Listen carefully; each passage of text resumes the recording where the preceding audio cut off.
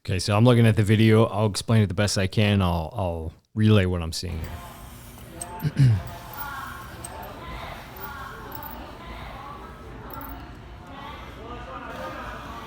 So he's getting his belt on. Yep, got his belt on.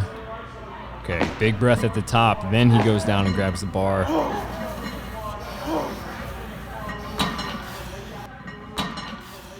Okay, so the first thing I notice, let's see. Well, he is deadlifting in pants, so that would be the first thing that would bother me. Well, listen, I'm not picking on him. I'm just saying. Well, like, these are what nylon wind pants. I mean, but I like those. You don't want to be scraping your shins up. See, to me, when I'm deadlifting, I want to be in shorts, like the shortest shorts. But possible. nobody wants to see that. That's the problem. That's the problem. Is everyone just there's the magnetism white of my legs. quads attracts everyone. Well, it's because your shorts are so short. Yeah, like they can see the quads. You shouldn't be seeing people's quads here. Debatable. But anyway, that's a personal preference thing. I just feel like the pants get bunched up. So your first technique flaw is that he's wearing pants? The wardrobe malfunction is the first technique flaw. Actually, the very first thing I noticed is that he's putting the belt on without a rack. I don't know how he does that. You gotta use the rack.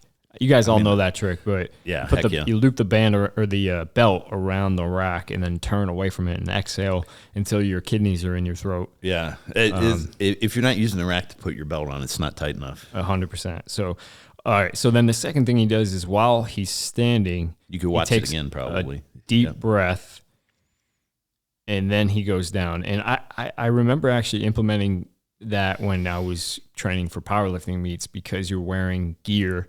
And, you're in briefs and getting set up at the bottom is really uncomfortable. Mm-hmm. But I actually prefer to set up first and then grab a big air at the top. So the technique I like is when you grab the bar, you lift your hips up a little bit, fill your belly with air, then drop your hips into a better position. And then you know that your grip is set, because I've had issues when you're going for a max effort attempt in particular, where you go to set and the bar just doesn't feel 100% set in your hands. So I think that's easy to eliminate just by grabbing the bar first. Then taking your breath at the top, dropping the hips a bit, and then pulling.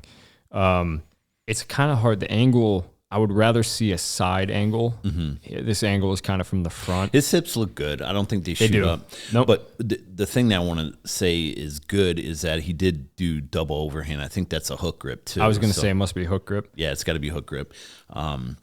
So I would say too that it's hard to tell because of the angle, but where is the air going when he takes in that huge breath? He takes in a great breath.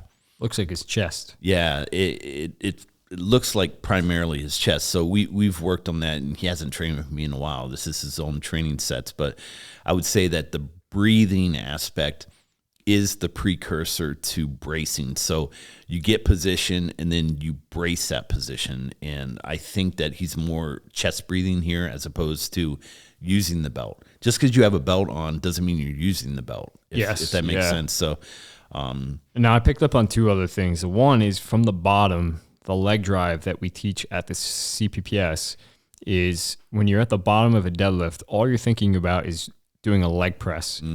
And the angle of the torso shouldn't change much from where the ground is on the bar to when the bar makes it to the knees. Right. And you see his shoulders, I mean, I'm getting really nitpicky here, but his shoulders start to come up quicker than his hips, which tells me he's trying to stand up instead of leg pressing. He's trying to squat it. Yeah. And then once he gets the bar to the knees, we teach the second phase of the deadlift is really just a glute bridge. So snap your hips through, which he does a good job of bringing his hips through, but it looks like to me he's leaning back. He's got that classic lean at the top of the deadlift, which tells me he's not emphasizing the lockout of the quads and the glutes. He's kind of thinking about pulling the bar up instead of bringing his hips to the bar. I saw that same thing. And you got to think about what is the lockout position for a deadlift. It's the same as the lockout position for a kettlebell swing.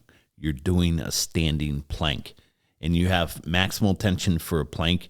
The quads are engaged, the glutes are engaged, and the hamstrings are engaged. In that tension, that global tension, you know that we're in a straight line. So you can see here at the lockout, Taylor swayed back.